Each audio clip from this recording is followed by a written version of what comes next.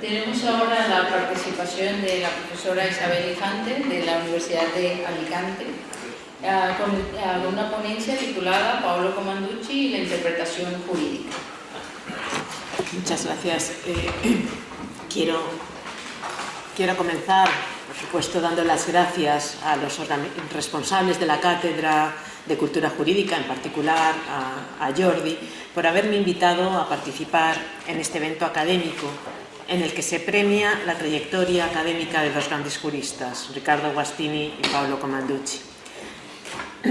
De ambos he aprendido mucho, de sus trabajos, de sus intervenciones en seminarios o debates y también de las numerosas charlas que hemos tenido la suerte de compartir. Y de ambos admiro su modo de concebir y desarrollar nuestra profesión. Son académicos comprometidos con la sociedad en general, con la universidad en particular y también, muy especialmente, con sus discípulos, entre los que, en un sentido amplio, me incluyo. Entenderán, por tanto, que me sienta muy feliz de poder estar aquí y compartir con ellos este merecido acto de reconocimiento. Sin embargo, me temo que soy una discípula un tanto díscola de la escuela genovesa en general y de Riccardo y Paolo en particular. Alguien que, habiendo aprendido tanto de su capacidad analítica, de su compromiso con la claridad, de su honestidad intelectual y de tantas otras virtudes, ha acabado perpetrando lo que casi seguro ellos calificarían, por utilizar la divertida expresión de Pierluigi Chiassoni en el reciente homenaje a Juan Ruiz Manero, crímenes filosóficos. Pero ya se sabe, los discípulos a veces se rebelan sin dejar por ello de admirar y estar agradecidas a sus maestros. Por supuesto, para no defraudar en esta ocasión, me propongo seguir delinquiendo. Y como buena reincidente, repito escenario de crimen, la teoría de la interpretación jurídica. En este ámbito, la teoría genovesa ha desarrollado instrumentos conceptuales que creo haber utilizado con provecho en todos mis trabajos. Hasta ahora me he ocupado en diversas ocasiones de esta concepción de la interpretación en las versiones defendidas por Riccardo Guastini y por Pierluigi Chiassoni. En esta ocasión pretendo volver sobre el tema a partir de las aportaciones de otro de sus grandes artífices, Paolo Comanducci. Me centraré en el análisis de tres ideas que utiliza este autor para caracterizar a la interpretación jurídica y que, si bien no me atrevería a considerar suyas en exclusiva, sí muestran, creo, ciertas peculiaridades de la concepción de este autor frente a las de sus compañeros de escuela. La primera es la distinción que Comanducci realiza, siguiendo a Wroblewski, entre tres sentidos del término interpretación y su utilización para disolver algunas aparentes contradicciones entre teorías de la interpretación y caracterizar así su propia postura.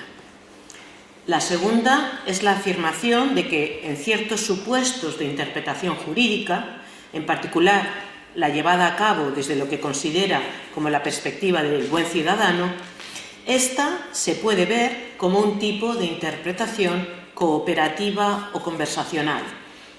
Y la tercera es la vinculación entre las concepciones que denomina cognoscitivistas de la interpretación, aquellas que sostienen la existencia de criterios de corrección en materia interpretativa vinculados al uso de los principios, con el incremento de la indeterminación del derecho y, por lo tanto, de la lesión a la seguridad jurídica.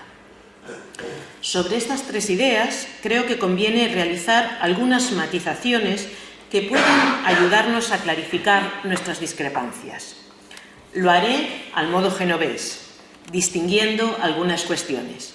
Pero, a diferencia de mis queridos amigos genoveses, mi objetivo al distinguir no será tanto separar cuestiones como arrojar luz sobre algunas de ellas que, aunque distintas, creo que en una buena, útil reconstrucción de la práctica no deben estar tan separadas como su presentación parece presuponer.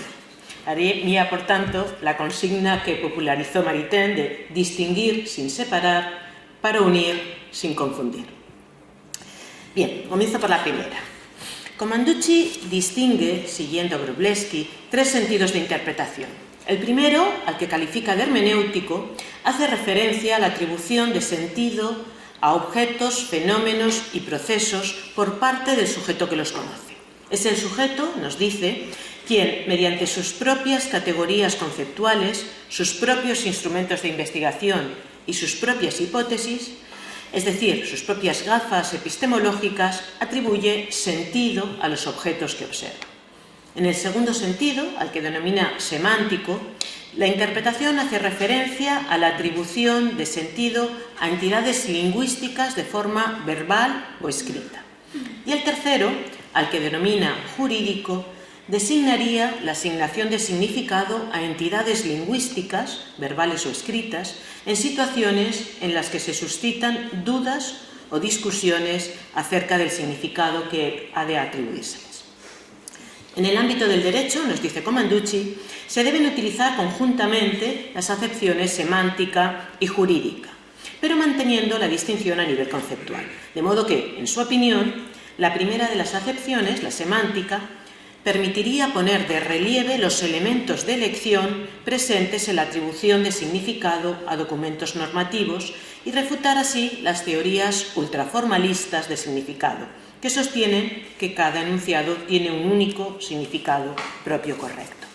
Mientras que la jurídica permitiría permanecer próximos a los usos lingüísticos jurídicos según los cuales in claris non fit interpretar. A partir de aquí, sostiene que es posible reformular la clásica contraposición entre diferentes teorías de la interpretación que hoy podría ser reformulada como sigue. Las teorías neoescépticas consideran que la interpretación es una actividad volitiva en la que el intérprete elige siempre y necesariamente el significado que se le atribuye al documento. El intérprete crea el significado, no lo descubre. Por lo tanto, sería un mistificador quien sostuviera la existencia de significados preconstituidos a la interpretación y de textos cuyo significado fuera claro con independencia de la interpretación. Mientras que, para los neoformalistas, habría documentos normativos cuyo sentido es manifiesto y que, por consiguiente, no han de ser interpretados. Hay supuestos claros en los que al caso concreto se le aplican las consecuencias jurídicas previstas por la norma en cuestión, sin que esta última tenga que ser interpretada. Si tenemos en cuenta la ambigüedad señalada, nos dice Comanducci, podemos concluir que las dos tesis que subyacen a estas teorías no serían en realidad contradictorias, porque estarían usando el término interpretación en sentidos distintos. La tesis ecléctica a la que Comanducci dice adherirse se caracterizaría precisamente por poner de manifiesto esta compatibilidad. Y así, a diferencia de los neoescépticos, que niegan que esos casos claros puedan darse, Comanducci sí los acepta. Y a diferencia de los neoformalistas, sostiene que siempre que se opera con normas es necesario llevar a cabo una actividad de interpretación previa que incluso, nos dice, puede ser inconsciente. Manuel Atienza ha señalado que es posible encontrar aquí una contradicción entre esta adhesión de Comanducci al eclecticismo y su autorreivindicación como autor realista y neoescéptico. Ahora bien, pese a que Atienza confía en que ello abre la vía a una posible salvación de Comanducci, en la que abjuraría del escepticismo, yo no creo que exista en realidad esa contradicción. Si no me equivoco, Comanducci considera que en los casos en los que realmente nos encontramos ante la necesidad de llevar a cabo la actividad interpretativa en el tercer sentido, al que llama jurídica, y que no serían todos, y en eso se diferenciaría de los neoescépticos radicales, la naturaleza de la actividad interpretativa que se ha de desarrollar sería precisamente del tipo que describen las teorías neoescépticas, una actividad volitiva en la que el intérprete elige el significado que se le atribuye al documento. El intérprete crea el significado y no lo descubre. Dicho de otro modo, la única diferencia de Comanducci con el neoescepticismo radical radicaría en que la interpretación en su sentido jurídico no sería necesaria siempre. Sería, por tanto, un escepticismo restringido solo en cuanto a su ámbito de aplicación, pero no en cuanto a su intensidad. La actividad interpretativa, allá donde sea necesaria, sigue siendo concebida como mero acto de voluntad.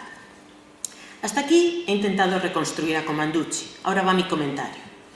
Yo misma he utilizado en diversas ocasiones esos tres sentidos de Wroblewski para aclarar y situar las distintas concepciones de la interpretación, aunque el modo en que este autor la presenta siempre me ha generado una perplejidad que tampoco disipa la versión que de ella nos ofrece Commanducci. Me explico. Los sentidos de interpretación a los que hace referencia Wroblewski parecen distinguirse entre sí, al menos en principio, atendiendo al tipo de objeto que puede ser interpretado. La interpretación en ese primer sentido amplísimo, la hermenéutica, se predicaría de cualquier entidad capaz de ser portadora de sentido, cualquier objeto no natural. Y así, por ejemplo, se puede hablar de interpretación de un texto, pero también de una acción, de un cuadro, de un acontecimiento histórico o de una práctica social. Mientras que el segundo sentido, la interpretación semántica, de la que habla Commanducci y Wroblewski, y a la que Wroblewski sigue considerando en sentido amplio, tiene como objeto únicamente entidades lingüísticas. Wroblewski introduce en su análisis un tercer sentido, el estricto, entendiendo por tal la determinación del significado de una expresión lingüística cuando existen dudas referentes a ese significado en un caso concreto de comunicación. De modo que el tipo de objeto a interpretar sería aquí el mismo que en el caso anterior, entidades lingüísticas, pero solo se daría en aquellos casos en los que aparezcan dudas sobre el significado.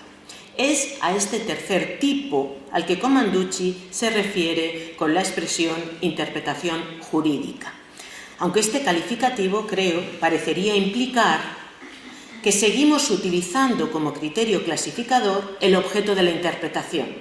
Ahora no sería cualquier tipo de entidad lingüística, como en la interpretación semántica, sino solo textos o entidades lingüísticas jurídicas. De este modo, lo que tanto Wroblewski como Commanducci parecen hacer es distinguir dos situaciones, creo yo, dos situaciones de comunicación, una comprensión directa de un lenguaje y la existencia de dudas que han de ser superadas precisamente por esa actividad interpretativa en sentido estricto. Lo que diferenciaría ambos casos sería entonces la distinta actividad que se requiere para atribuir significado a la expresión lingüística en cada una de esas situaciones.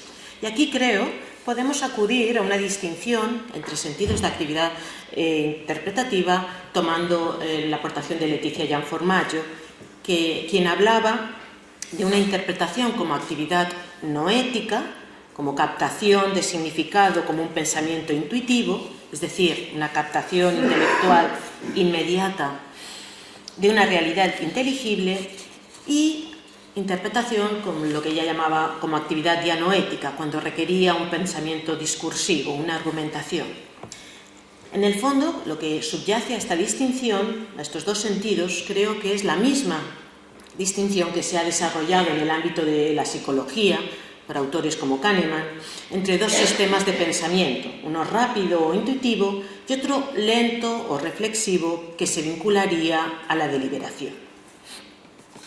Es teniendo en cuenta estos dos sentidos de actividad interpretativa como creo que podemos disolver la aparente contradicción entre las dos tesis que antes mencionaba Commanducci, la que considera que la interpretación es una actividad necesaria siempre y la que considera que en los casos en los que no existen dudas no es necesario interpretar, claris non fit interpretar.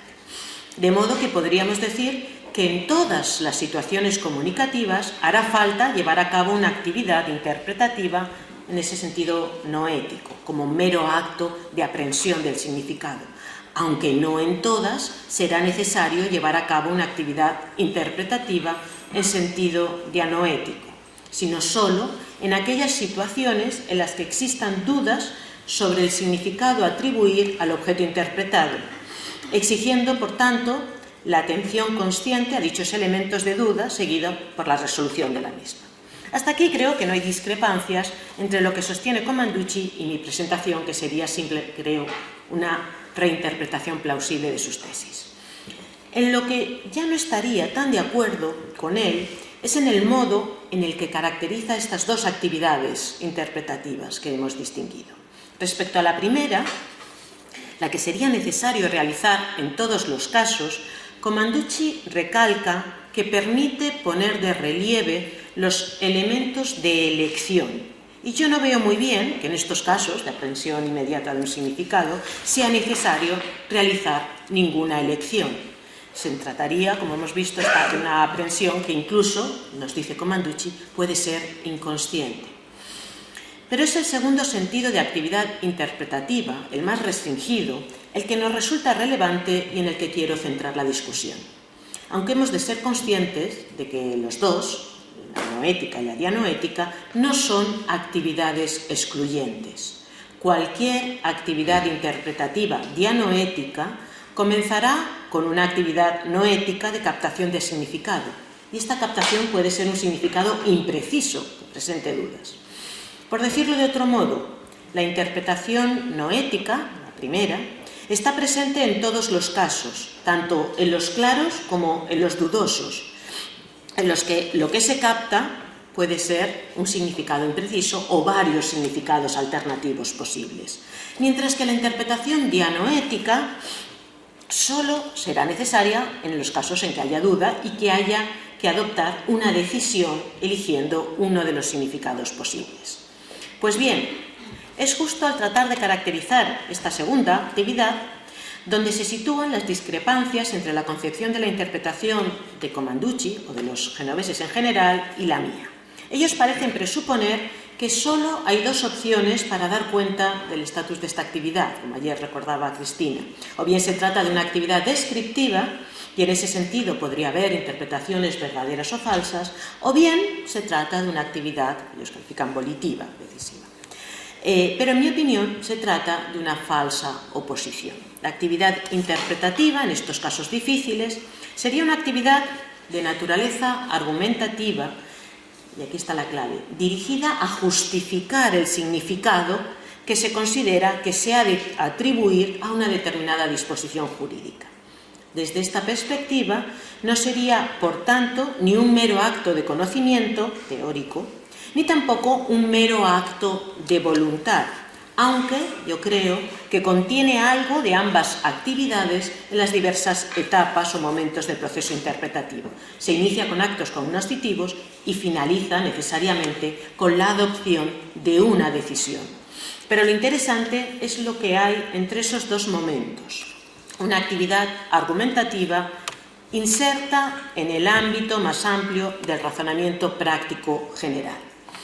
En mi opinión, aceptar, como yo hago, que la actividad interpretativa es argumentativa, no solo implica constatar que en favor de una determinada interpretación, de hecho, se ofrecen una serie de argumentos interpretativos, sino que presupone aceptar la racionalidad de esta actividad, de ofrecer razones. Ello implica, por un lado, considerar que se trata de una actividad orientada a un fin, es decir, que sirve para algo. Y por otro lado, que existen criterios para evaluar una argumentación, considerándola como buena, mala, mejor o peor que otra. Pero sobre esta cuestión ya hemos discutido en demasiadas ocasiones. Paso al segundo punto. Comanducci señala la importancia de distinguir la interpretación jurídica realizada desde el punto de vista del buen ciudadano y del mal ciudadano. Y nos dice que el modelo cooperativo o conversacional, aquel que da cuenta de la interacción lingüística entre dos personas que quieren entenderse, nos serviría para la primera, pero no para la interpretación de quien no está interesado en conocer lo que el legislador quiere de su parte, sino en alcanzar sus objetivos y evitar una posible sanción. Respecto a esta idea quiero realizar dos observaciones. La primera tiene que ver con el estatus de estas dos perspectivas a la hora de dar cuenta de la interpretación jurídica. Y la segunda es la relativa a la equiparación en el ámbito jurídico entre el modelo cooperativo y el conversacional, en el que dos personas quieren entenderse. Conviene notar que la interpretación jurídica en sentido estricto, en casos de duda y con función práctica, que diría Chiassoni, es decir, decisoria y no meramente cognitiva en terminología de Guastini, no hace referencia a cualquier posible actividad de atribución de significado a textos jurídicos, bien sean leyes, reglamentos, actos administrativos, etc. Lo que la define no es solo el hecho de que su objeto sean textos jurídicos, sino también el propósito con el que se lleva a cabo dicha actividad, y que no es otro que el de contribuir, en distinta medida, a la conformación de la práctica jurídica. Dicho de otro modo, cuando caracterizamos a una interpretación como jurídica, necesitamos, creo, incluir la referencia al contexto en que se lleva a cabo y no solo al tipo de objeto que se interpreta. Por supuesto, alguien, pensemos en un filólogo o un sociólogo, podría tener interés en atribuir significado a un texto jurídico en una clave distinta, desde fuera de la práctica jurídica, pero no creo que esa interpretación, aun siendo de textos jurídicos, fuera considerada como interpretación jurídica, o al menos no formaría parte de lo que entendemos que hacen los juristas en cuanto tales, es decir, en su tarea de contribuir a determinar qué concretos derechos y obligaciones establece un determinado derecho.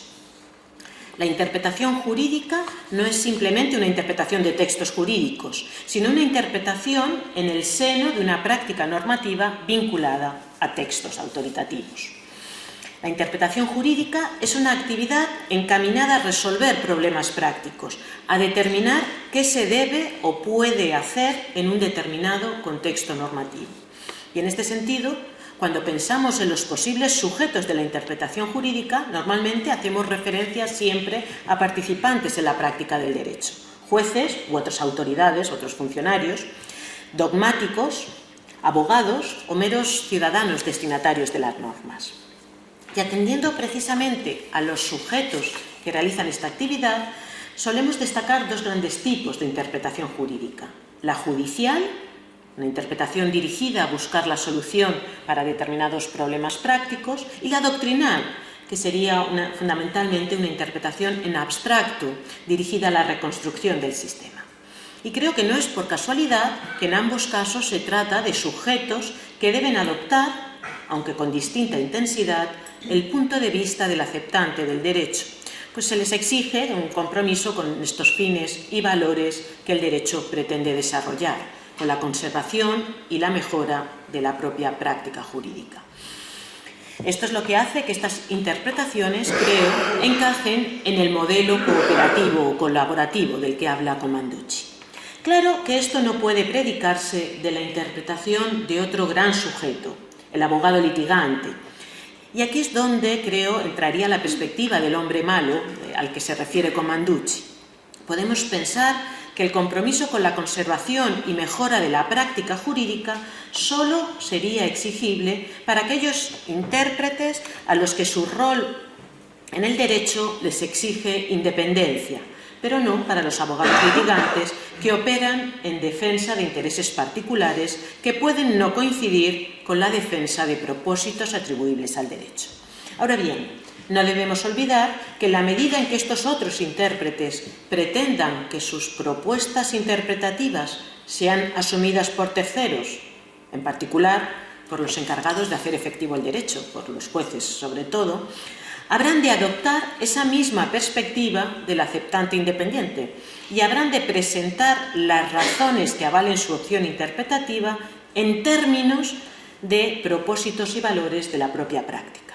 Por tanto, creo que no es descabellado sostener que en el ámbito jurídico la interpretación desde la perspectiva del hombre bueno, por utilizar la terminología de Commanducci, tiene cierta prioridad epistemológica. Pero centrémonos ahora en la caracterización de la interpretación realizada desde esta perspectiva, la del hombre bueno o aceptante. Comparto con Commanducci la idea de que en estos casos la interpretación sería de tipo cooperativa o colaborativa. Este tipo de interpretación implica que el autor del objeto a interpretar y el intérprete compartirían el propósito perseguido por un proyecto en el que ambos participan, un proyecto de la práctica jurídica. El intérprete jurídico es un participante que comparte un mismo proyecto con el resto de operadores jurídicos. Y aunque el rol de cada uno de ellos, por ejemplo del juez y del legislador, sea muy distinto, la justificación de estas diferencias se encuentra precisamente en la propia justificación del derecho como un todo. Tanto la interpretación conversacional como la jurídica, llevada a cabo desde la perspectiva del hombre bueno, serían por tanto colaborativas o cooperativas. Pero creo que el derecho poco tiene que ver con una interacción lingüística entre dos personas que quieren entenderse. Los valores que funcionan en cada uno de estos ámbitos o géneros interpretativos son, en mi opinión, muy distintos. Y aquí es donde radica mi discrepancia con Commanducci. Al aproximar ambos tipos interpretativos, el jurídico y el conversacional, estaría operando, creo, con una especie de modelo comunicativo de derecho, según el cual es entendido como una especie de producto de acto de comunicación. El intérprete estaría en conocer, nos dice Commanducci, lo que el legislador quiere de su parte y le transmite a través del mensaje, que serían las disposiciones contenidas en la ley. Pero yo creo que este esquema es demasiado simplista para dar cuenta de la interpretación en el ámbito jurídico, donde el intérprete no se encuentra solo con un texto creado por una persona que ha de ser interpretado, sino que ese texto forma parte de una práctica social en la que conviven, entre otras muchas cosas, muchos otros textos de distintas autoridades, procedimientos, expectativas, propósitos, valores, etc. De modo que ese esquema, válido para el caso de las conversaciones, sería inadecuado para dar cuenta del derecho, que es mucho más complejo. Al receptor del mensaje jurídico no le habla una sola voz. Los materiales jurídicos autoritativos provienen de diversas autoridades que van variando a lo largo del tiempo. Una misma ley ha podido ser aprobada por fuerzas políticas distantes, ha podido ser reformada a lo largo del tiempo en diversas ocasiones, etc., dejando, por supuesto, sin sentido la tarea de reconstruir la intención comunicativa como un hecho empírico. La interpretación jurídica requiere adoptar una perspectiva global del derecho, concebirlo como una práctica social coherente, orientada hacia la consecución de ciertos fines y objetivos considerados valiosos, en la cual, por supuesto, hay una dimensión autoritativa, pero que incorpora también esa dimensión valorativa que yo estaba señalando, que implica la conexión, de nuevo, con el razonamiento práctico general. Pero, de nuevo, sobre esto ya hemos discutido mucho y lo dejo aquí y paso al tercer punto. La tercera y última idea que quería comentar es la correlación que Commanducci establece entre las concepciones que denomina cognoscitivistas de la interpretación, aquellas que sostienen la existencia de criterios de corrección en materia de interpretación, vinculándolos al uso de los principios, y el incremento de la indeterminación del derecho y, por lo tanto, de la lesión a la seguridad jurídica.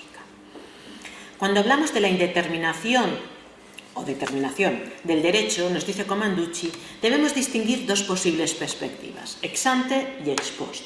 El contenido del derecho estaría determinado o indeterminado ex ante si son seguramente previsibles o no las consecuencias jurídicas de acciones futuras.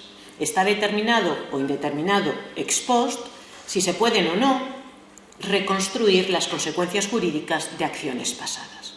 Lo interesante es, nos dice Commanducci, la perspectiva ex ante, es decir, el problema de la previsibilidad.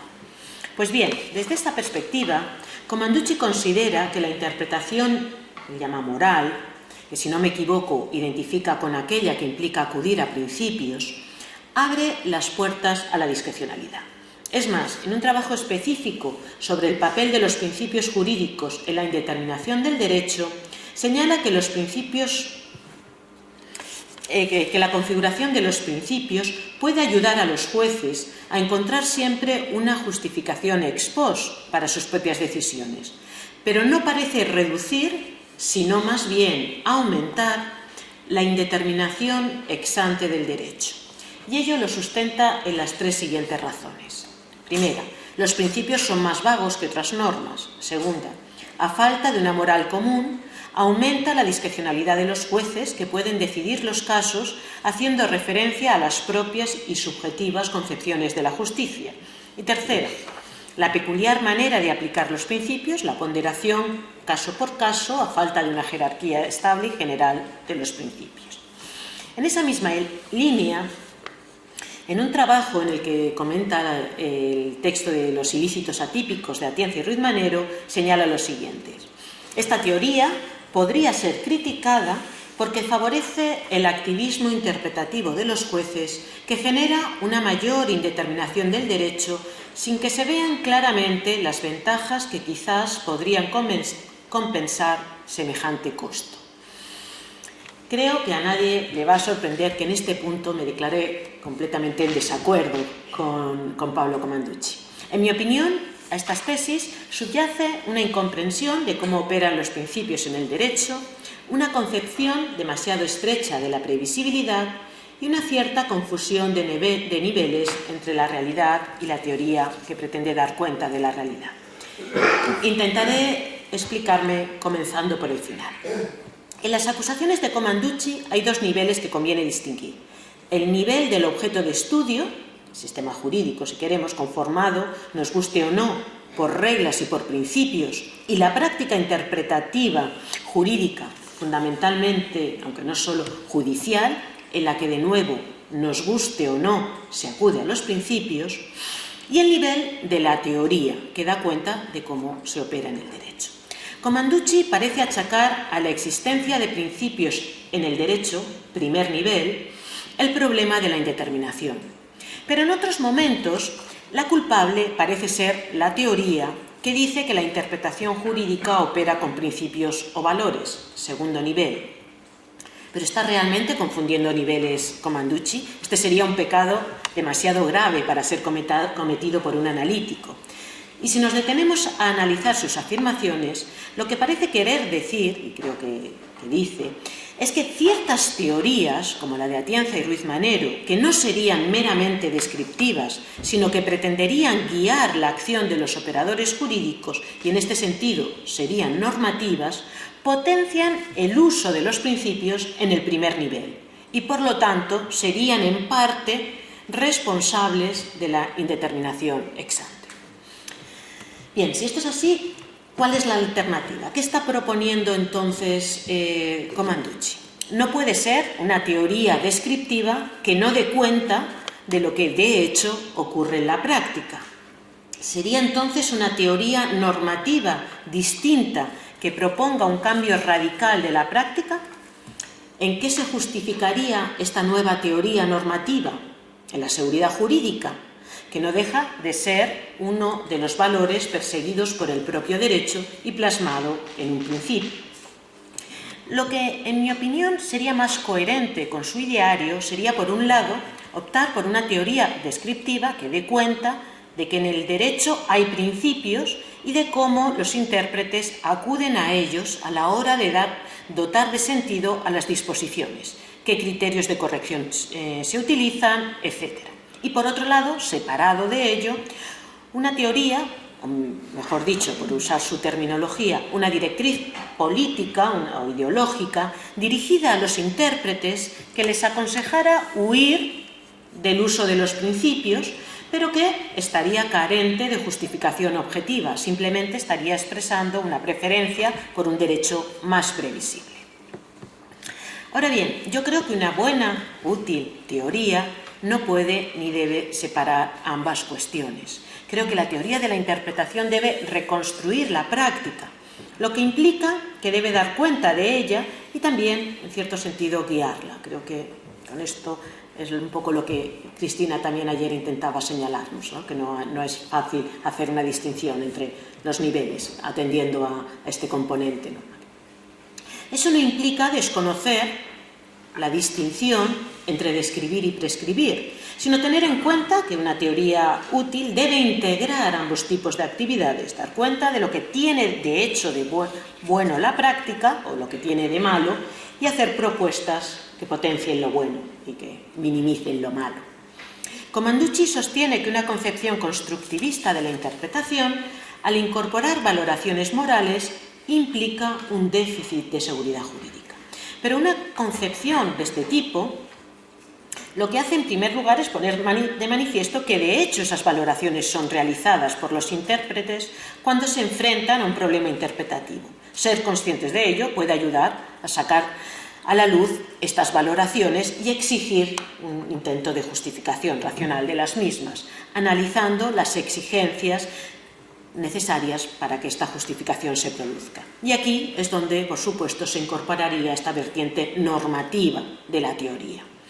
No veo cómo una postura de este tipo pueda implicar un incremento de la indeterminación y agravar, por tanto, los problemas de seguridad jurídica respecto a sus concepciones rivales, tales como el formalismo, que presenta la actividad interpretativa como meramente descriptiva, ocultando, por tanto, esos elementos valorativos, o el propio escepticismo, para el cual los criterios que utilizamos para evaluar las distintas interpretaciones jurídicas serían subjetivos, no solo en el sentido de que serían dependientes de un sujeto, sino en el sentido de que en última instancia serían arbitrarios. Y ahora paso al modo en que operan los principios en el derecho. Los principios yo creo que no son una alternativa a las reglas, como a veces parece presuponerse, sino que los principios operan en un sistema conformado mayoritariamente por reglas y pueden ayudar a determinar la solución jurídica que en los casos difíciles las reglas jurídicas no determinan, como también nos enseñaron en su día los realistas. Ayudan o pueden ayudar a interpretar el derecho aportando razones a favor o en contra de determinadas interpretaciones. De modo que los principios no son el problema, podrían ser parte de la solución, más bien.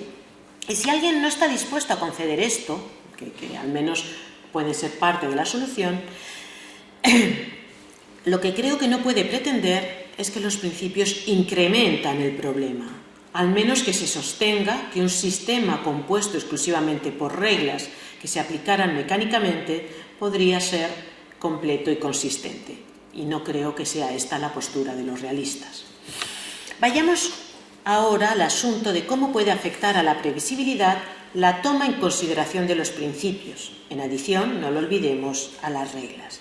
Con ese término, previsibilidad, solemos hacer referencia a la cualidad de aquello cuyo acontecimiento puede ser conocido o conjeturado por medio de algunas señales o indicios. Es comúnmente aceptado que la previsibilidad es una propiedad graduable, que puede darse en mayor o menor medida. Ahora bien, ¿qué es lo que se compara? Para contestar a esta cuestión debemos ser conscientes de una segunda característica de la previsibilidad. Se trata de una propiedad que se proyecta en diversas dimensiones, cada una de las cuales resulta a su vez graduable. Aquí me voy a centrar exclusivamente en dos de esas dimensiones: la objetiva, qué es lo que se puede prever, y la subjetiva, quién puede realizar la predicción. En la primera dimensión, que es en la que parece estar pensando Comanducci, una determinada regulación jurídica será tanto más previsible cuanto más cosas o con mayor precisión nos permita prever.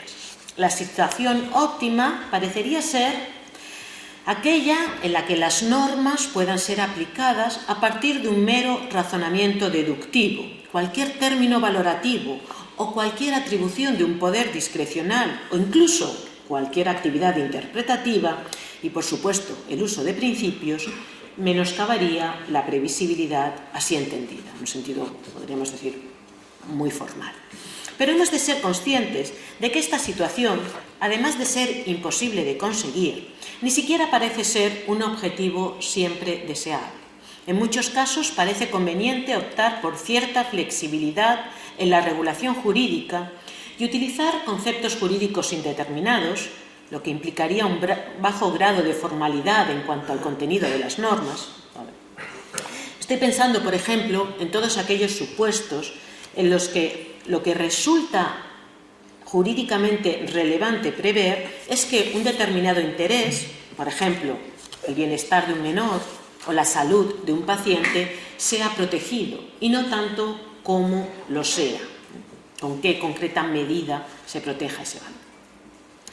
La segunda dimensión de la previsibilidad, la subjetiva, hace referencia a qué sujetos están en situación de poder llevar a cabo las previsiones. Una normativa jurídica generará aquí mayor grado de previsibilidad cuanto más fácilmente los ciudadanos puedan realizar previsiones a partir de ella. El primer requisito que aparece aquí es, por supuesto, la exigencia de publicidad y accesibilidad de las normas. Pero junto a ellos nos encontramos con otra dimensión más sustantiva, que es la que se refiere a que los ciudadanos puedan efectivamente conocer y comprender adecuadamente el derecho aplicable. Los factores que aquí pueden influir son muy diversos. La claridad de la redacción, el nivel de complejidad técnica, revisiones legislativas, dispersión de competencias, etc. Todos ellos pueden llegar a hacer muy complejo, incluso imposibilitar, conocer o comprender al detalle la regulación aplicable. Estas mismas razones que avalan la imposibilidad de conocer al detalle todo el derecho son los que, en mi opinión, hacen que revista especial importancia un factor generador de seguridad jurídica, la coherencia normativa que nos ofrecen los principios jurídicos. Si distinguimos, como hacía Llewellyn, entre la seguridad de los legos y la de los juristas, habría que admitir que la previsibilidad jurídica para el lego no depende tanto de una predeterminación total del contenido de las decisiones judiciales en reglas jurídicas preexistentes, sino que lo que permite orientarse a la población en general y lo que, por tanto, contribuye a generar la previsibilidad necesaria para que puedan desarrollar satisfactoriamente sus planes de vida, es sobre todo el reconocimiento de los principios que subyacen a las reglas, los fines, propósitos perseguidos. Y en último término, nos dice Llewellyn, la congruencia entre las normas jurídicas y los modos de vida o proximidad entre las normas jurídicas y normas sociales. De modo que creo que también las razones sustantivas y no solo las formales cumplen un papel fundamental en la generación de previsibilidad. Una determinada regulación podría ser muy precisa, muy previsible en la primera dimensión, pero muy poco accesible para sus destinatarios. Y al contrario, una regulación no tan precisa podría resultar, por ejemplo, más accesible. Lo que quiero decir es que lo que en ocasiones incrementa el nivel de previsibilidad en una de sus dimensiones puede reducirla en las otras. Por ello, necesitamos establecer cuáles son las expectativas que merecen ser jurídicamente protegidas y cómo conseguimos protegerlas.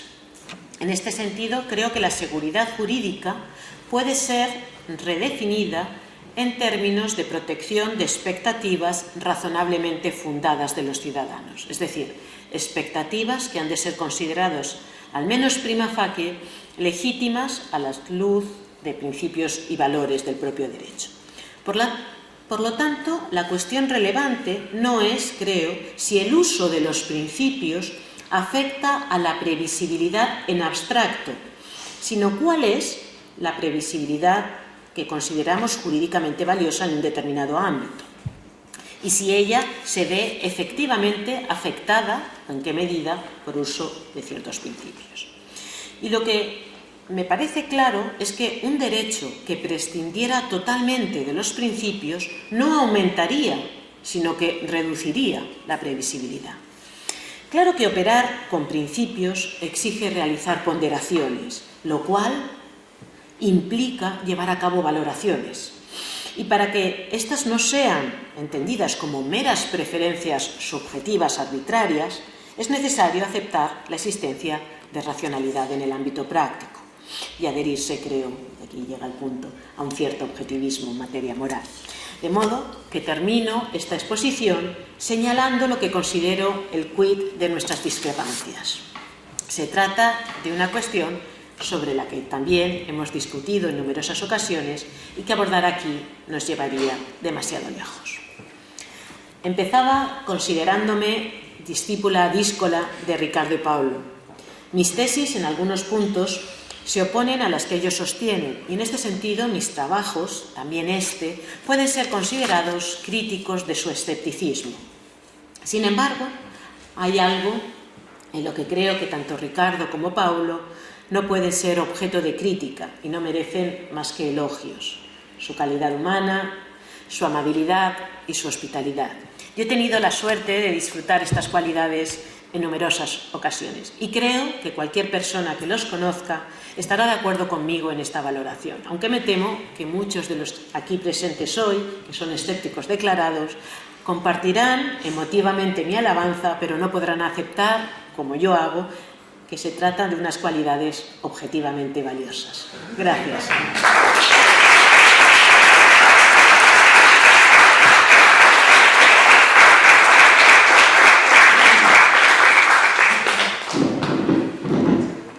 Bien, tiene el uso de la voz el objeto de crítica.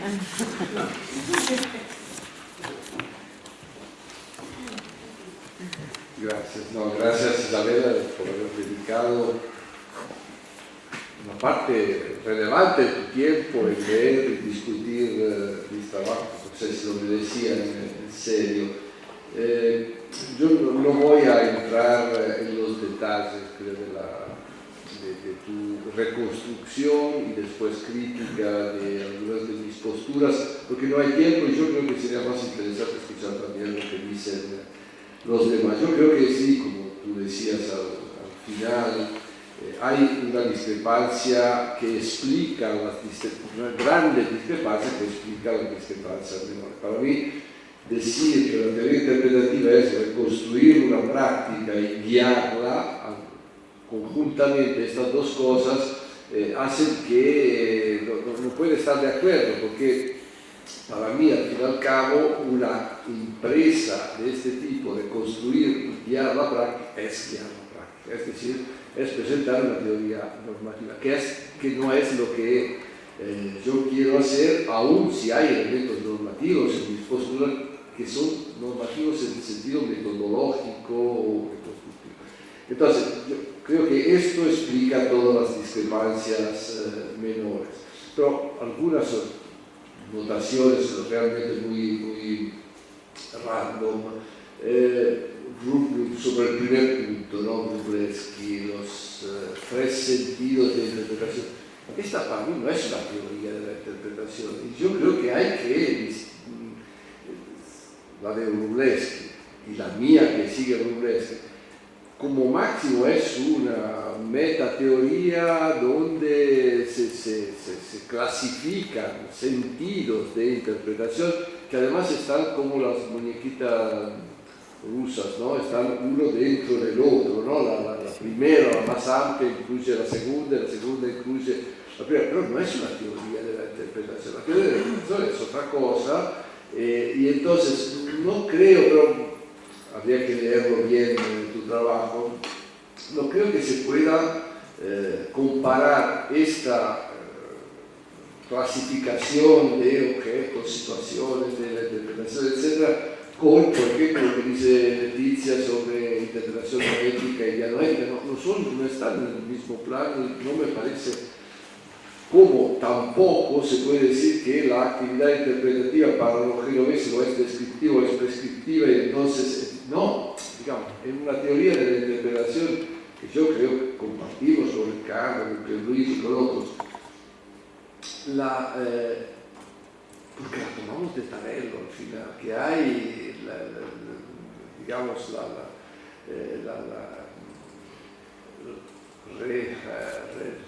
esta es una palabra difícil de traducir en italiano, rilevare interpretaciones, que detectar las interpretaciones, entonces una actividad cognoscitiva como algo diferente de presentar, proponer, decidir interpretaciones. En este sentido se habla de una actividad descriptiva, una actividad prescriptiva, pero cuando hablamos de interpretar como actividad directa, yo creo que es un procedimiento, no es un acto, aun cuando parezca comprensión, se puede analizar como una sucesión de actos diferentes y que se exprese después en una argumentación a favor de uno o de otro de los actos que se toma. Es algo sucesivo a la actividad mental de de interpretación. Entonces, la comprensión, por así decirlo, ¿qué es?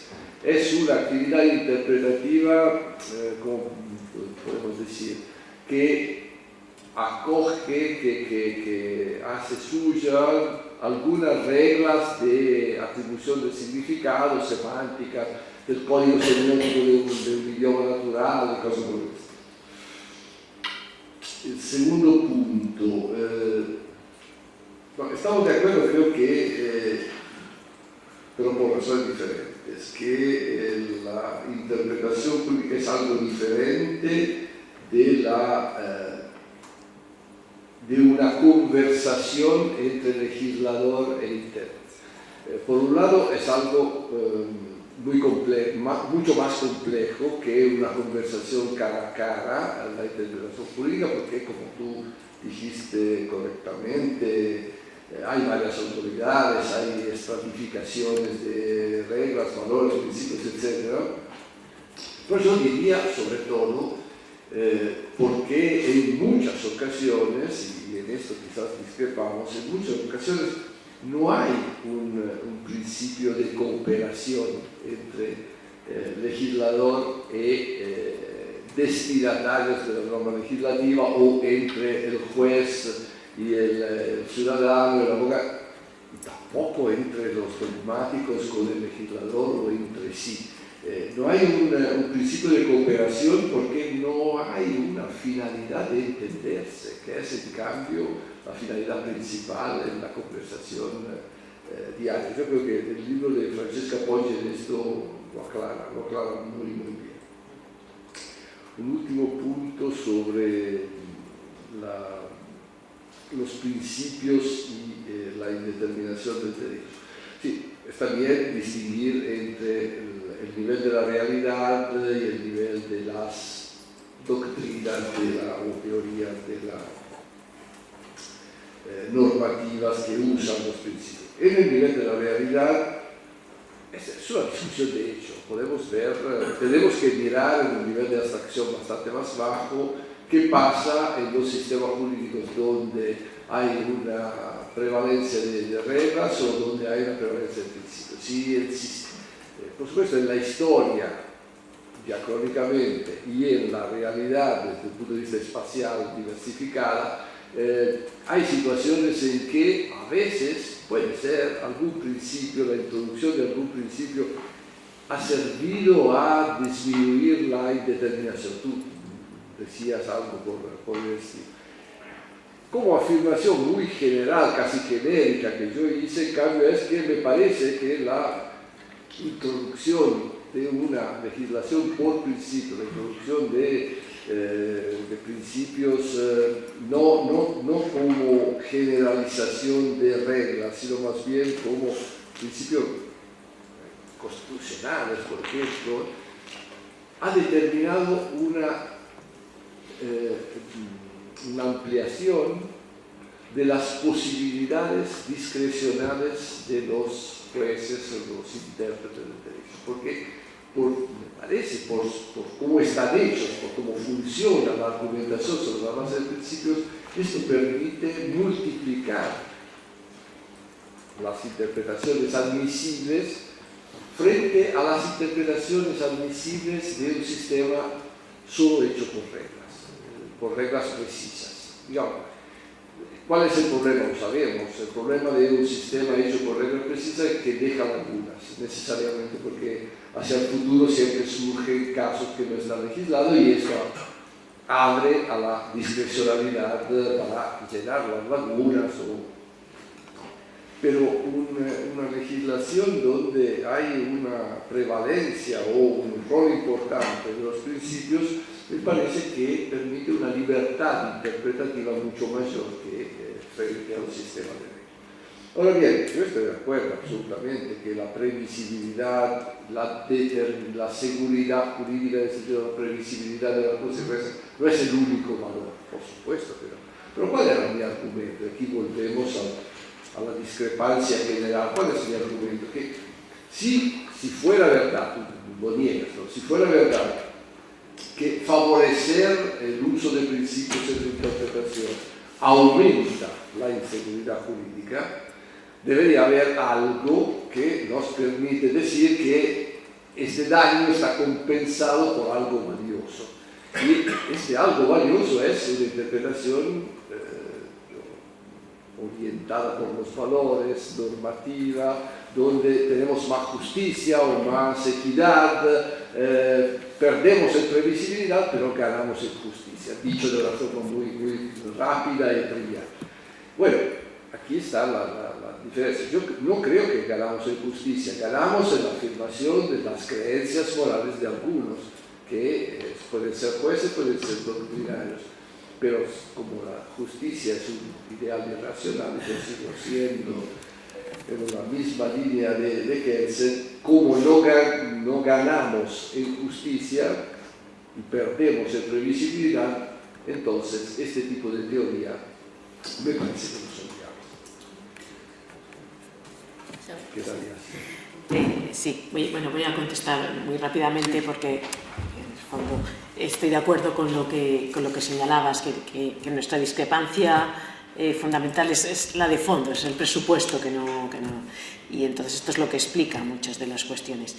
Pero empiezo por lo que has señalado ahora al final.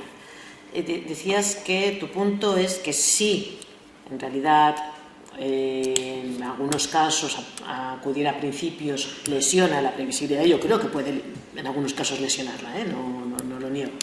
De hecho, el uso que se hace de los principios. Esto no estaría compensado no puede compensarse porque sería en favor de ciertos valores, que es cierta concepción de la justicia, que sería irracional, su defensa sería puramente subjetiva. Pero entonces mi pregunta es la primera que te he dicho, ¿y la seguridad? ¿Por qué es valiosa la previsibilidad?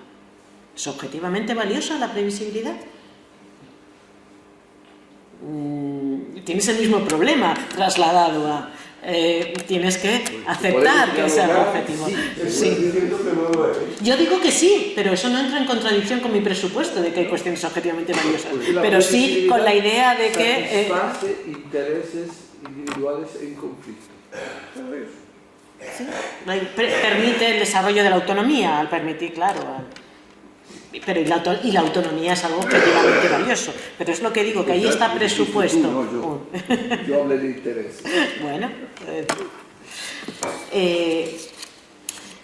respecto a lo de, tienes razón, que lo de Wroblewski, lo tuyo es una clasificación de teorías, en este sentido no es una teoría, pero luego, o sea, yo lo que quería es más bien, son cuando defines estas categorías, los presupuestos que hay ahí al dar cuenta.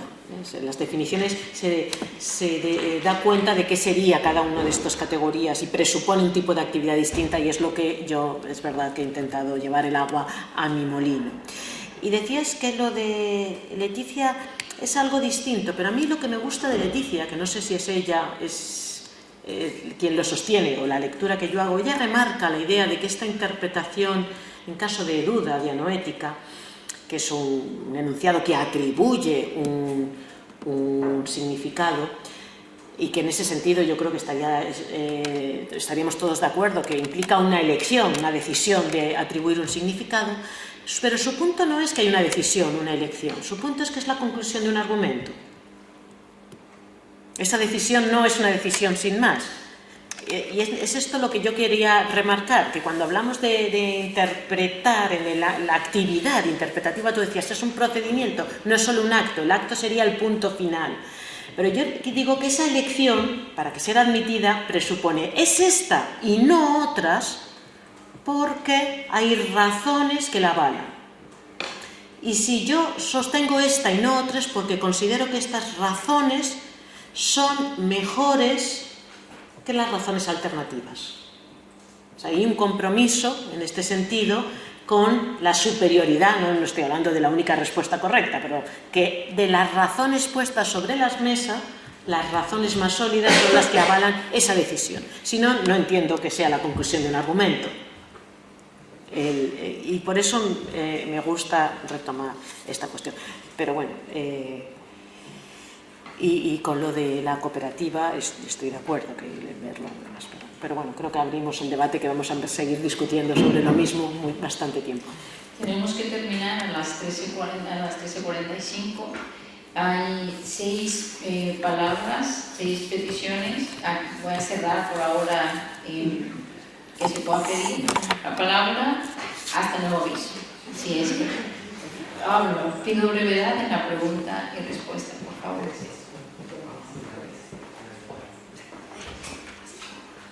Gracias. Isa, 2 cuestiones para las cuales tomo como punto de partida una de las tesis que mencionaste en el segundo punto de discusión que has propuesto. La idea de que, tomándose la distinción de Pablo entre la interpretación del hombre bueno y el hombre malo, has dicho la del hombre bueno tiene algo así como una suerte de prioridad epistemológica. Entonces, la cuestión es de cuán certera es, de acuerdo a tu propia visión, esta manera de ponerlo, o quizás cuán sincera es. En el sentido de que entiendo que como prioridad epistemológica querés decir algo así como que la interpretación del hombre bueno y que está jugando a ser el hombre bueno es una forma de acceso comparativamente privilegiado a el contenido del derecho tal como esté correctamente ha de ser establecido o algo por el estilo. Pero lo que me pregunto es si en realidad, de acuerdo con tu posición, la cuestión no es solamente de carácter epistemológico, sino metafísico o semántico, en el sentido de que las interpretaciones realizadas de acuerdo a ese punto de vista de la persona buena comprometida con el derecho no contribuyen a la determinación del derecho y por ende a eventualmente restringir las posibilidades interpretativas del futuro. Es decir, si no contribuyen de alguna manera, al menos cuando se trata de posiciones institucionalmente dotadas de autoridad, a la generación del contenido del derecho tal como correctamente ha de ser establecido. Y esta es una pregunta no del todo genuina, en el sentido de que abre paso a la segunda cuestión, y que es una que me parece tal vez es una potencial objeción de consistencia que una persona escéptica te podría querer formular. Yo no soy un escéptico particularmente fuerte, pero estoy tratando de pensar como uno, y entonces hay algo que creo que Pablo ya ha mencionado, y que es lo siguiente. Vos también has dicho que el derecho a la práctica jurídica es tan compleja como para ser inviable el modelo conversacional como una forma de comprenderlo, siquiera analógicamente. Has dicho que son muchas las voces que se dirigen al intérprete, las voces que componen a la práctica, y por eso, has dicho también, el intérprete entonces debe concebir al derecho como un todo, al momento de ponerse a interpretar, debe tratar de darle coherencia, de tomarlo como coherente, y esto a su vez entonces supone favorecer una comprensión del derecho como un fenómeno colaborativo o cooperativo. Pero lo que yo me pregunto, tratando de tomarme en los zapatos del escéptico comprometido, es, ¿no es esto más bien al revés? Si uno hace hincapié en la complejidad de las voces y de las acciones que hacen a la composición del derecho, entonces ¿no favorece esto más bien la idea de que la posición del intérprete al momento de interpretar, por más que le exija concebir al derecho de un modo global, es una que no está sujeta a parámetros de corrección que sean externos al intérprete mismo? ¿No lo pone más bien la conciencia de esta complejidad en una posición que es individual e individualista, en el sentido de que la corrección de sus interpretaciones no es algo que sea independiente del mismo cual intérprete? Gracias. Sí. A ver, tu primera intervención era respecto a la perspectiva de... ¿Solo epistemología o...? Bueno, quizá no he elegido bien el término. O sea, yo no quiero decir que el hombre bueno acierte en ese sentido. O sea, alguien, un aceptante puede interpretar incorrectamente. No es esa la idea. Lo que quiero decir, y aquí, claro, la cuestión es que yo sostengo una teoría normativa de la interpretación. Eso es verdad, ¿no? Aquí lo que no sería considerado una teoría, una ideología interpretativa de cómo debe. Y lo que quiero decir es que la interpretación jurídica en el derecho, los argumentos, las razones que aceptamos como válidas para fundamentar una decisión interpretativa son razones que implican la aceptación. Por supuesto, alguien puede ser un cínico y hacer como que acepta y no aceptar, pero presupone, sí, para jugar a la práctica jurídica, presupone la aceptación del derecho. Presuponen que nos tomamos en serio el juego y que aceptamos, en ese sentido. Y puede ser de manera, es lo mismo que en el lenguaje, la pretensión, si queremos, de sinceridad. Por supuesto que alguien puede jugar deslealmente y no aceptar y querer ser un revolucionario y proponer las interpretaciones más lesivas, ¿no?, que acabarían con el derecho en su conjunto. Pero para que fueran tenidas en cuenta dentro de la práctica, tendría que ocultar esa idea e intentar buscar las razones. En ese sentido, de que las únicas razones que aceptamos son razones que apelan a los propios propósitos y valores.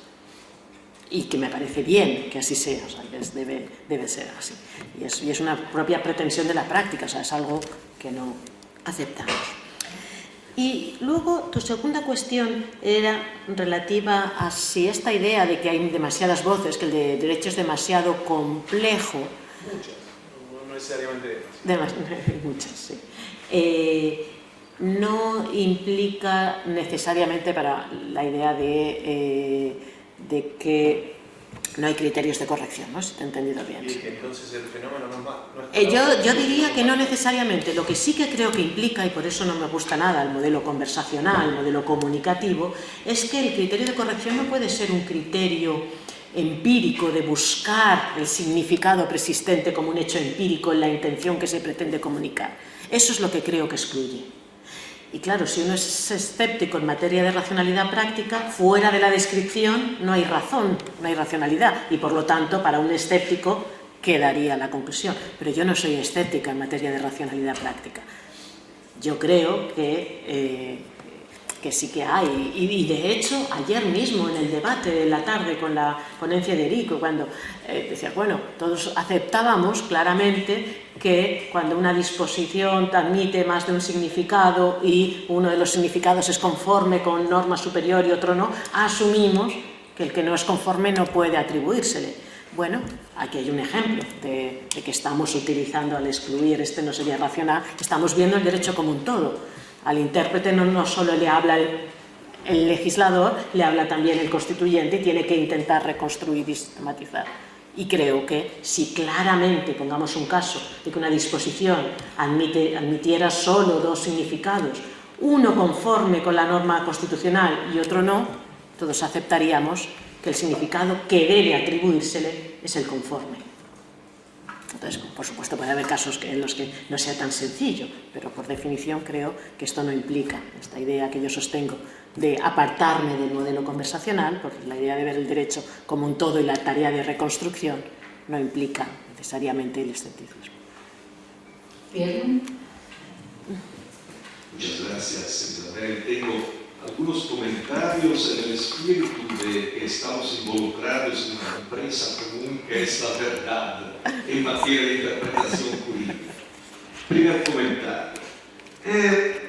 La, digamos, bipartición de Wroblewski me parece que interpretación comparece por lo menos en dos sentidos diferentes. ¿Por qué?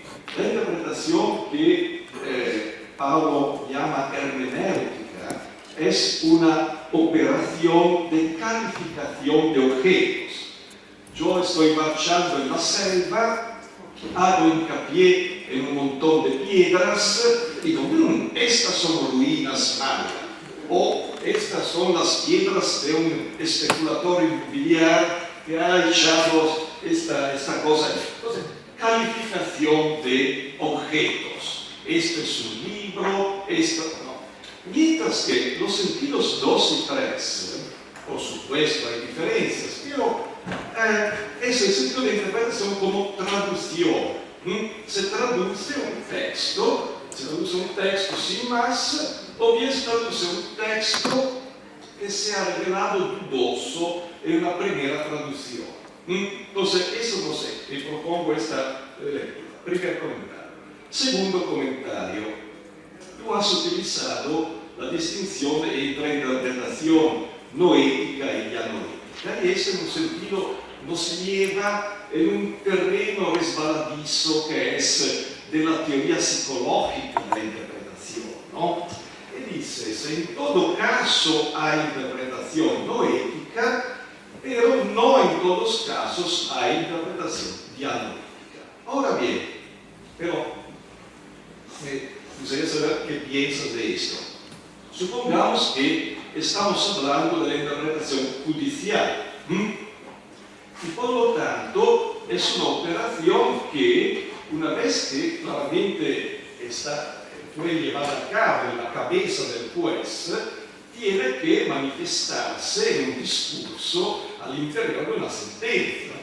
Por lo tanto, me parece que esta idea de que yo diría que siempre es ya no ética, siempre es ya no ética, no puede ser solo no ética, porque cuando yo voy a poner por escrito mi interpretación, claramente no estoy afuera del sistema S1 irreflexivo, estoy reflexionando sobre cómo escribir. El problema es que, podemos decir, hay interpretaciones dianoéticas conformistas e interpretaciones dianoéticas no conformistas. Digamos que en algunos casos, cuando el caso es fácil, puede ser tan fácil, puede ser tan establecida una cierta forma de traducir una disposición que yo dianoéticamente voy a adherir a esta forma de interpretación. Entonces es dianoética, pero es conformista. Pero puede llegar un caso, un momento en el cual voy a contestar. Y por lo tanto me parece que, digamos, el modelo psicológico, si hablamos de interpretación judicial, siempre hay dianoética. Depende si es conformista o no, según los contextos. Tercer punto. El punto de vista del aceptante del derecho. Pero, bueno, no hay un punto de vista solo. ¿Qué quiere decir aceptar el derecho? Todos en un sentido, piensen, el caso clásico de la cultura jurídica norteamericana. Todos los jueces de la Corte Suprema aceptan la Constitución, ¿no? Pero aceptan constituciones diferentes, porque para el juez uno la Constitución es esta y el derecho norteamericano es esto, y para el juez 2 es otro. Entonces, la cooperación y la aceptación, todos somos en un sentido cooperadores, pero el problema es con qué cooperamos. Última comentario. La tarea de la teoría del derecho frente a la experiencia jurídica. Está difundida la manera de poner las cosas que dice el derecho es un conjunto de reglas más principios. Esta parece una descripción acertada, en particular cuando el derecho es el derecho de un Estado constitucional. Bueno, pero me parece que si adoptamos una postura realista ortodoxa, que te aconsejo adoptar, por supuesto, nuestra manera correcta es que en aquella cultura jurídica los juristas suelen presentar su derecho como un conjunto de normas al interior del cual ellas destacan principios que, según ciertas doctrinas de los principios que ellos mismos han elaborado, utilizan como normas que no pueden no ser ponderadas. Esto me parece que sea nuestra tarea. Y esto nos permite siempre tener una distancia frente a nuestro objeto de investigación, que es un objeto tramposo, porque son las ideologías de los juristas. Gracias. Muy bien, gracias, Pierluigi. A ver, claro, yo no he interpretado así Wroblewski, no lo sé, ahora tendría que releerlo cada uno, pero yo, como interpretaba su triple distinción de sentidos, que como señalaba Commanducci, es como muñecas rusas, ¿no? Que cada uno contiene, va de más amplio, más estricto. El primero yo no lo entendía como calificación de objeto. yo entendía que lo que tenían en común, y por eso en los tres casos habla de interpretación, es atribución de sentido. Lo que es distinto es el tipo de objeto al que se le atribuye sentido. Y claro, y en esto utilizo a Dworkin, para atribuir sentido, una primera actividad necesaria es calificar como tipo de objeto. O sea, si yo veo que alguien hace este gesto, pues ¿no? Está haciéndome un gesto, o si veo unas luces es un mensaje o una obra de arte, el ejemplo que utiliza Dworkin. Pero es atribuir sentido, y puede ser a un gesto, puede ser a una acción, puede ser a un cuadro, puede ser a un texto. Pero en ese sentido no me permite para distinguir. El segundo sentido, ya más restringido, sería exclusivamente a textos, a entidades lingüísticas, textos o también oral, lenguaje. Y el tercero sería textos en caso de duda.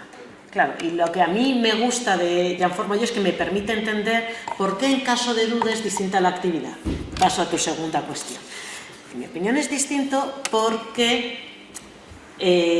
claro, en algún sentido siempre interpretamos porque siempre atribuimos sentido. Y el juez siempre, para aplicar una norma, le ha atribuido un sentido, y ese sentido lo tiene que plasmar en su sentencia. Y lo que tú señalabas es, al plasmar ese sentido en su sentencia, está llevando a cabo una interpretación también en el tercer sentido, porque ha elegido la interpretación conforme. Y yo diría, ¿y si no se lo ha planteado, qué ha elegido? No ha elegido nada. Podría haber elegido, porque alguien podría decirle, oye, que ese enunciado, ¿se te ha ocurrido pensar que a lo mejor podía ser entendido en un sentido más amplio o más restringido? Pero es que no se lo ha planteado, entonces no ha elegido. Plasma el sentido consolidado, etc. Esto es relativo, puede que sí, puede que no. Lo que a mí me interesa destacar es de Jan Formaggio, es que la actividad es distinta. La actividad, la que implica la elección, implica pararse a pensar, al menos.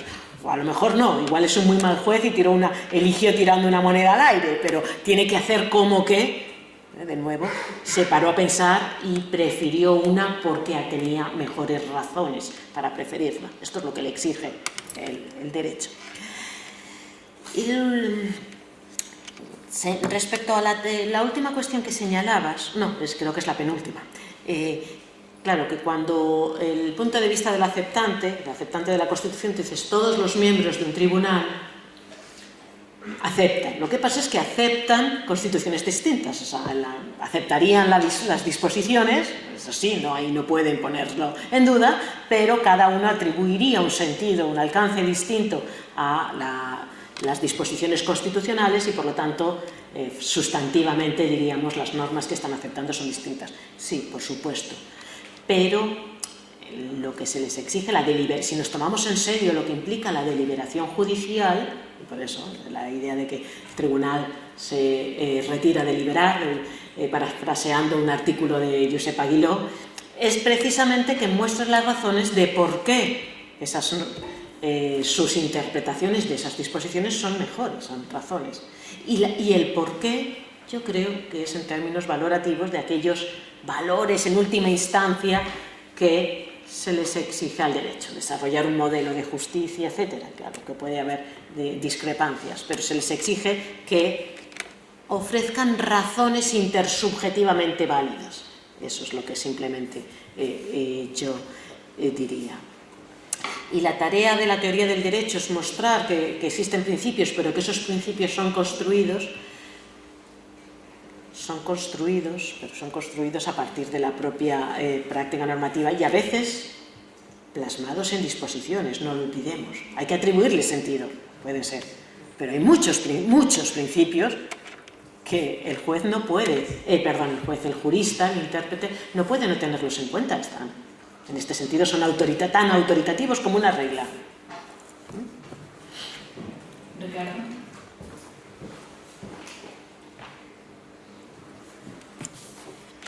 Creo que la tarea de cada uno de nosotros en esas circunstancias no sea hacer contraponencias al ponente, estoy criticando a Fabio y a Pierluigi, sino preguntas. Tendría muchas, pero dos pequeñitas, un tanto pequeñitas. La primera, que quiere decir la palabra sentido en el contexto en el cual se habla de interpretación, no de textos, sino de objetos. Dos, ¿qué quiere decir? La interpretación es una práctica argumentativa. Solo veo dos posibilidades. O bien es un enunciado empírico, o bien es un enunciado analítico, es decir, conceptual. Empírico. Sí, es una constatación que normalmente la interpretación se argumenta, se da razones. Constatación verdadera, pero alquanto banal. ¿Pero? Banal. O bien es una tesis conceptual. Y yo me temo que en tu discurso, en general en el discurso de los alicantinos, es precisamente esto.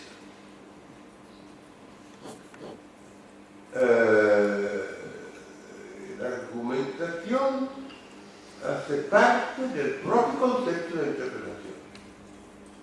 Y esto es un grave error de análisis lógico del lenguaje, porque confunde o omite distinguir las premisas de las conclusiones. Empiezo por el final. Yo no creo que sea un error lógico, que no confunde las premisas con las conclusiones, que creo que cuando hablamos de interpretación podemos hablar del producto de la interpretación o de la actividad interpretativa, y esa es una ambigüedad que Tarello nos mostró. El resultado, el producto de la interpretación, obviamente es un enunciado interpretativo que muestra la elección. Ahora bien, cuando hablamos de la actividad interpretativa, yo creo que podríamos hablar de un sentido de actividad interpretativa muy poco relevante, que sería lo que llamaría Jan Formaggio en este trabajo, que distinguía en realidad tres sentidos, en la actividad de formular el enunciado interpretativo. Esa no tiene sentido como actividad lingüística. O una actividad, tú dices, mental lingüística, ¿no? De atribuir que exigimos que, por ejemplo, al juez se le exigimos que la plasme. La interpretación plasmada no es solo la opción, son las razones que avalan esa interpretación. En el ámbito jurídico creo que poner esto de manifiesto, el carácter argumentativo de la interpretación, no es tan banal como presupones, porque claro que se dan razones. Dice, bueno, se dan razones y podrían no darse. No es que podrían no darse. Es que se exige que se den, porque exigimos que se justifique la decisión. Y yo creo que para entender mejor cómo funciona y por qué, este carácter argumentativo debe ser puesto de relevancia. Y el hecho de que se exijan razones, creo que presupone esta pretensión de que no hay razones mejores y peores. Si no, no tiene sentido exigir razones. Si basta con que apele a algún argumento, como muy bien vosotros habéis puesto de manifiesto, siempre es fácil encontrar un argumento, ¿no? A pari o a contrario, o a un principio u otro. La idea más bien es la idea sustantiva de que las razones no todas son igualmente buenas. Y creo que esto es lo que está presupuesto. Cris. Y no contesto la primera, pero... ¿Quieres responder?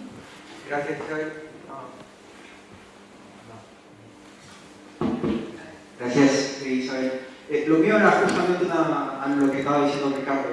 A mí también me hace un poco de ruido la integración de la actividad argumentativa dentro del concepto de interpretación.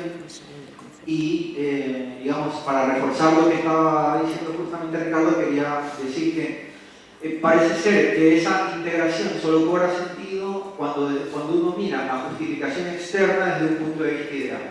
Es decir, idealmente considerada, la justificación tendría que incluir también la actividad argumentativa consistente en dar razones sobre la plausibilidad de una determinada interpretación que se escoge. Pero esto desde el punto de vista ideal, digamos, en la práctica ocurre que los jueces no siempre justifican de esta manera las premisas normativas. Y adicionalmente quería también mencionar que hay otros ejercicios de interpretación que muestran la no necesidad de incorporar a la documentación. Por ejemplo, en la interpretación cognitiva, hacer un elenco de posibilidades interpretativas no demanda, no requiere un acto de justificación. Y otro ejemplo también podría ser el ejemplo de la interpretación que hacen los abogados en un juicio, donde nunca o casi nunca los abogados justifican por qué sus propias interpretaciones son correctas o aceptables. Eso, gracias. Vamos por parte. A ver, si yo me explico bien, a mí me gusta utilizar a Leticia Gianformaggio para distinguir estas dos situaciones. Y cuando yo digo que la interpretación es argumentativa, me refiero solo a la segunda. Solo la dianoética, obviamente, no a la noética. La interpretación no ética, cuando alguien no elige, no da argumentos para elegir, porque no ha elegido. Y puede no elegir o puede ocultar esa elección y presentar un significado como si fuera el único posible, que es lo que suelen hacer, creo, los abogados, ¿no? A veces dan razones argumentan su opción interpretativa o muestran solo la elección, y eso es cierto.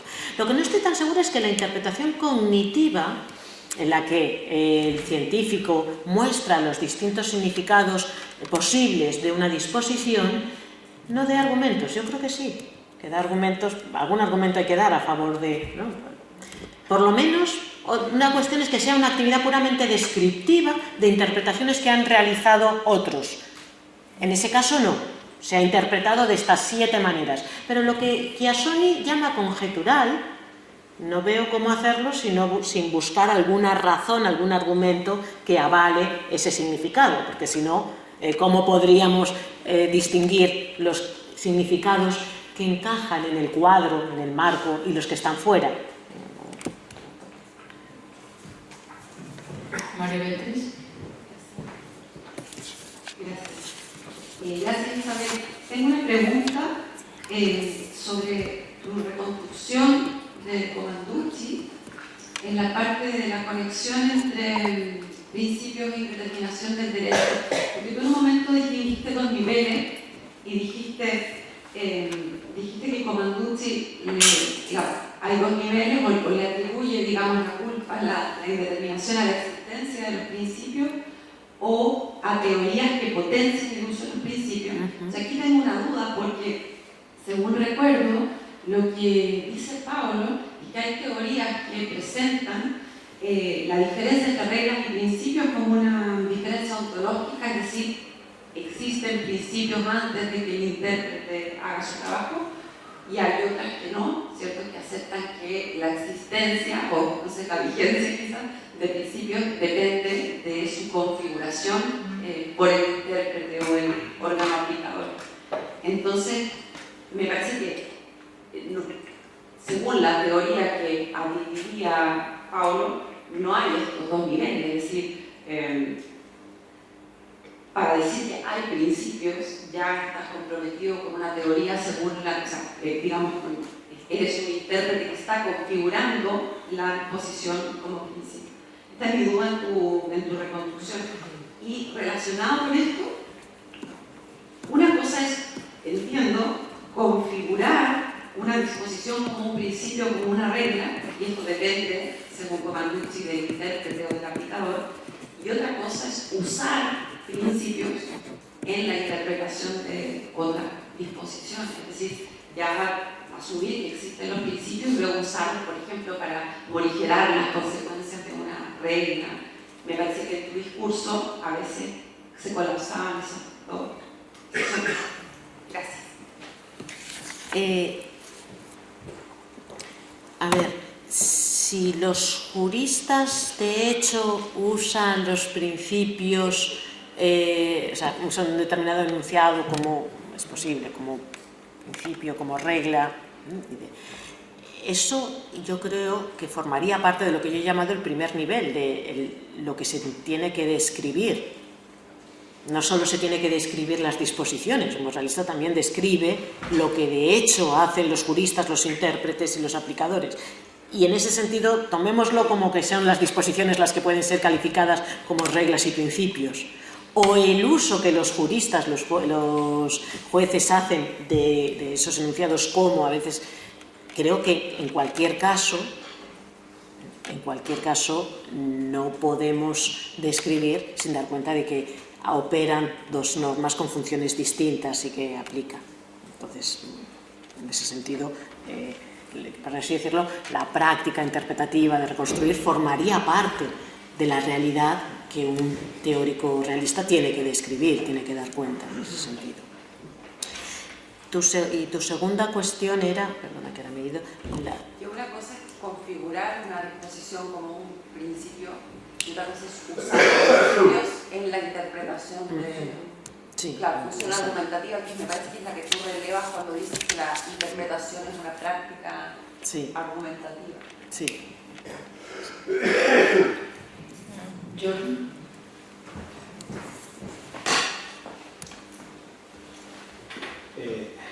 quisiera poner en relación la ponencia de Paulo, de Oli y para hacerlo voy a partir de un ejemplo. Hace unos años la señora Ana Obregón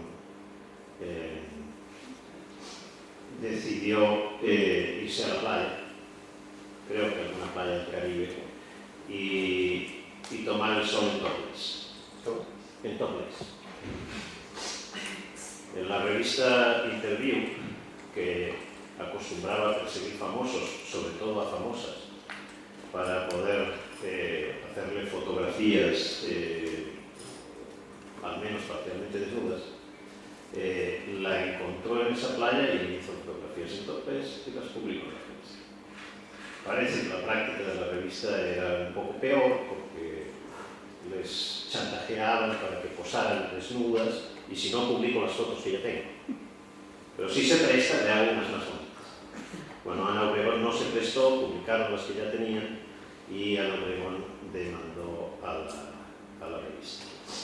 Esto llegó hasta el Tribunal Constitucional. El Tribunal Constitucional resolvió diciendo que en el conflicto entre el derecho a la intimidad y la propia imagen de la señora Ana Obregón y el derecho a la información de la revista, debía primar el derecho a la información, puesto que era un personaje público y porque el lugar en el que ella se había puesto a tomar el sol en topless era un lugar público. Si hubiese sido el jardín de tu casa sería distinto, pero como era un lugar público, entonces primaba el derecho a la información. A mí siempre me pareció que esto es solo explicable por un conservadurismo tremendo de los miembros del Tribunal Constitucional de esa época, que básicamente tenían algo así: si usted no quiere pasar desnuda, no se ponga desnuda en una playa, haga el favor de vestirse. Entonces, con lo cual la sentencia esa no me gusta nada. Ahora, si yo tengo que explicar cuál es el derecho español, y si tengo que explicarle a alguien qué dice el derecho español respecto a esta situación, ¿qué le digo? ¿Qué le dices tú y qué le dice Comanducci? Claro, la pregunta es, yo creo que Comanducci diría, bueno, ¿cuál es el derecho vigente? Y el derecho vigente es que se puede hacer esas fotografías, se pueden publicar esas fotografías y que la señora Ana Obregón y cualquiera otra señoras y señores que se expongan su cuerpo en una playa, pues no tienen derecho a impedir la publicación y mucho menos a una indemnización por la publicación. Y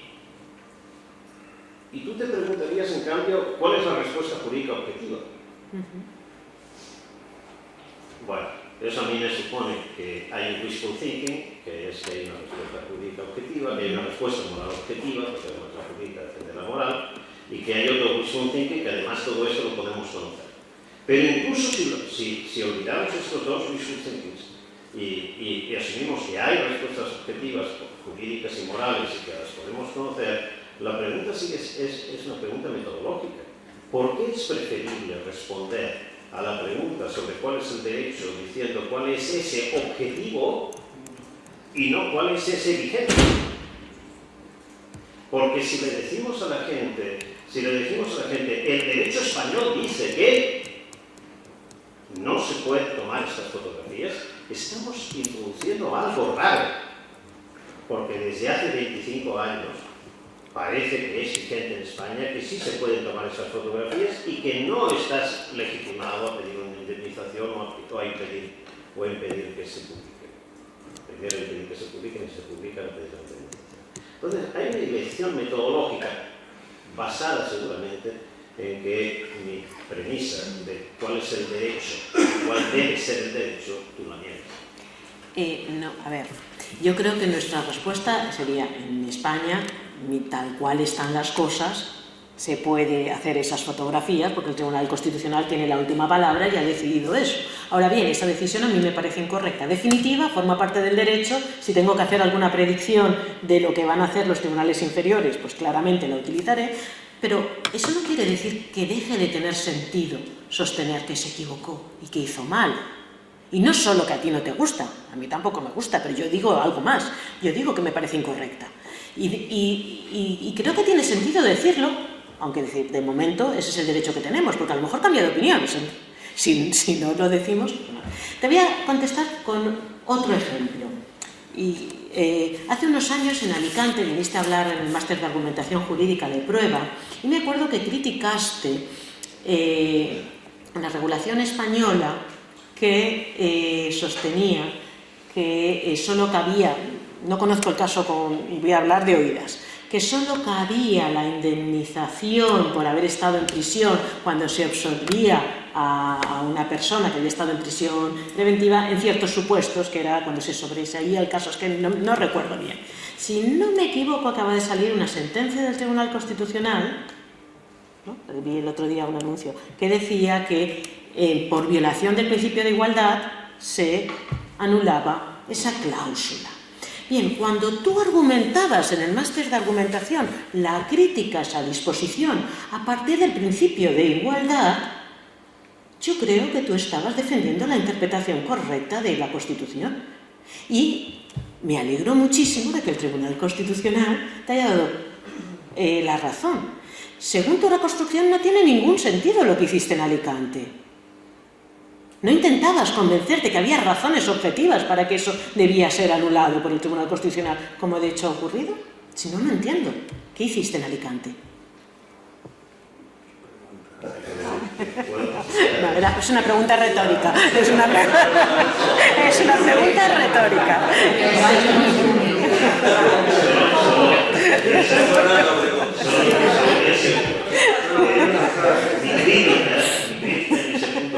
Es mostrar que había una mala comprensión de lo que es un estándar de prueba. Y esa es una crítica conceptual. La teoría que llevaba. Por cierto, que sigue estando esa mala comprensión en la nueva sentencia. No la he leído, Entonces, y esa es una crítica conceptual. Es mi crítica. Con eso me basta. Seba Figueroa.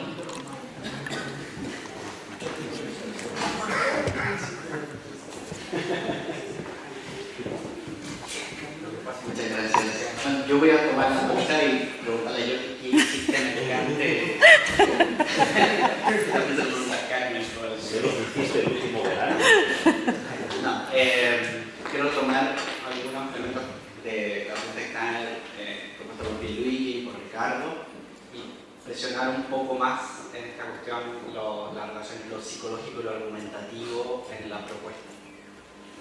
Porque mi sensación es que el uso de Jean Cormacho es para mostrar algo así como los procesos psicológicos por medio de los cuales, desde la primera persona, el intérprete se enfrenta al fenómeno normativo, pero luego pareciera ser que lo que es jurídicamente relevante o teóricamente relevante para construir el derecho es las argumentaciones que se dan en público para convencer a otros o para dar buenas razones a la luz de los valores. Lo has explicado bien. Entonces, si esto es así, mi pregunta es, en realidad, ¿qué rol está jugando el primer punto en la teoría y si conversan o están completamente separados, ¿sí? Para la reconstrucción completa. Y quiero agregar un argumento para esta pregunta, y es que tú al pasar comentaste que te parecía que esta reconstrucción entre los dos tipos de interpretaciones es similar o está diciendo lo mismo que la teoría que dice que hay dos sistemas de pensamiento, etc. Y lo interesante de esta teoría psicológica es que han ido mostrando a través de experimentos y han ido argumentando que cuando el sistema automático funciona, funciona incluso contra todas nuestras deliberaciones, contra nuestros mejores juicios, y en algún sentido como agentes nos minamos, nos autosaboteamos constantemente. Entonces esto tiene que ver a veces con sesgos, pero a veces incluso no es necesario tener un sesgo, sino que es como funciona. Y además estadísticamente funciona mucho más veces que el deliberación. Entonces si aceptamos esto, ¿cómo esto después se traduce en que de esto se sigue que la argumentación que hay en la sentencia es reflejo de lo que ocurre? ¿Sí? Por eso me parece interesante lo que dice Pierluigi, que finalmente probablemente es mejor reconstruirlo todo como dianoético, ¿sí? Los argumentos que tenemos en público. ¿Sí? ¿Cómo crees tú que conversan estas dos cuestiones? Hay posibilidades. Sí, gracias. A ver, es cierto que Jan Formaggio quizá, y también claro lo de utilizar a Daniel Kahneman aquí, parece implicar que la interpretación dianoética está vinculada con la idea psicológica, ¿no? Con la actividad psicológica necesaria para interpretar. Lo que pasa es, claro, en el derecho lo que exigimos es que esa actividad psicológica, que si queremos utilizar otra clasificación que no es muy conocida, pues formaría parte del contexto de descubrimiento, de cómo llega a optar por ese sentido, lo que le exigimos es que lo plasme. Y en este sentido, un poco viendo también, relativizando esta distinción, lo que se exigiría es que el contexto de descubrimiento y el de justificación coincidieran, que realmente la justificación de por qué son las razones que me han ayudado. Sabemos que no siempre ocurre, esto sería un ideal.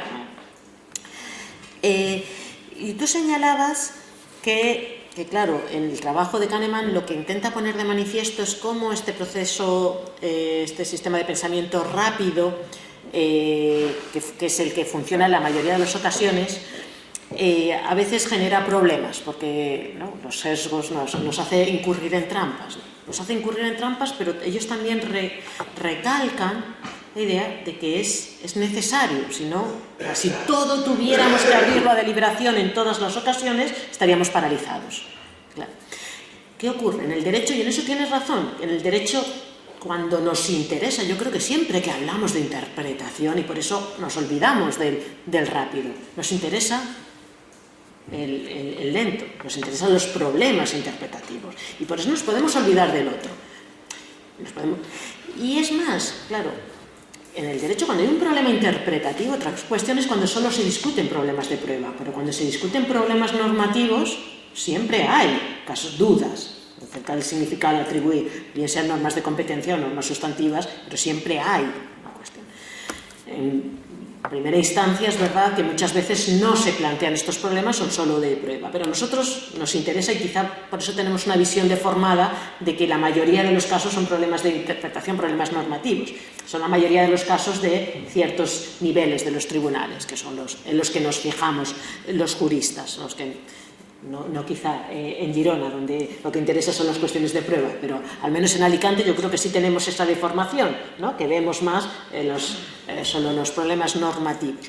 Claro, lo que tiene el proceso judicial, si nos interesa fundamentalmente es la interpretación judicial, es que, lo señalaba también ayer Ricardo, o sea, que las partes en el proceso ya traen, ya impiden que al menos sea algo automático, porque ya traen la necesidad de llevar a cabo esa deliberación. O sea, a veces no lo evitan por completo, porque muchas veces hay algunas opciones que nadie planteamos y por lo tanto están muy brevemente, David. Gracias Isabel. Quería volver sobre la cuestión esta de hacer colapsar interpretación y argumentación, o sostener que toda interpretación incluye su propia argumentación, lo que Jorge y Ricardo ponían en duda. sobre todo con uno de los ejemplos que no es de la interpretación cognitiva, el diseño no necesariamente se justifica. Entonces, para reforzar el punto de Jorge, yo diría, ¿es posible pensar en una interpretación cognitiva no justificada? ¿Es posible, perdona? ¿Es posible pensar en una interpretación cognitiva no justificada? Y yo diría que sí. Podemos pensar en un jurista que dice la disposición de, incluso el elenco de interpretaciones posibles es N1, N2, N3. Punto. ¿Es posible pensar en eso como una interpretación no justificada? La respuesta es que sí, tengo una interpretación producto y tengo una interpretación actividad. Y sin embargo, no tengo argumentos. Por lo tanto, son dos cosas independientes. La justificación de una interpretación no es lo mismo que interpretar. Cierto. A ver, podemos distinguir dos niveles de justificación, de argumentación en materia de interpretación. Creo una justificación prima facie, encontrar algún argumento de los argumentos interpretativos aceptados en la práctica que avale, en este sentido alguna argumentación hay que dar, y la argumentación cerrada, terminada, que implique esto sí, la comparación entre las distintas alternativas. Y en este segundo sentido, que es el que a mí me interesa, que por eso decía, si repaso mis escritos, lo que he leído, que igual en algún momento se me ha escapado, siempre decía, la interpretación en sentido propio, en el sentido de que es decisoria, que ya opta una, esta siempre implica comparar los argumentos a favor y en contra de las distintas interpretaciones cognitivas, por así decir. Cuando se eligen siempre. Yo creo que sí, pero... Muchísimas gracias. Damos por finalizada esta mesa en tiempo y forma.